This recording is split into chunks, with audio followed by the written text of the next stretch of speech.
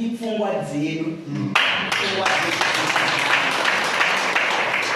Takaparwa pfungwa nemuchena kuti tifunge kuti zvimwe zvinhu zvimwe zvibasa nezvemangamanga zvimwe zvakadini.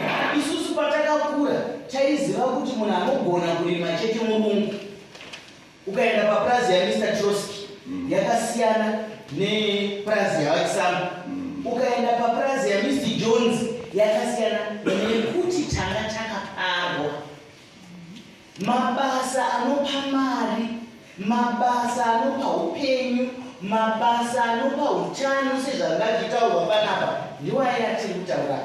Nekuti kunyange tikataura, kunyange tikaita sei, kunyange tikadini, kana tisina utano hwekudya kwatinoita nezvatinoita mukati meminda yedu, hatina chatinoburitsa. Chimwe chinhu chinoimbwira sindinoti tizei nyaya tichidzoka futi ndozvandinoita nokuti ndifuna zvichiberekana. Kuno kuAfrica, kuno kuZimbabwe, kuno kuChimanimani, ngatidadei nezviyatiri Black empowerment. Ndikakuudzai kuti isusu nguva dzatakakura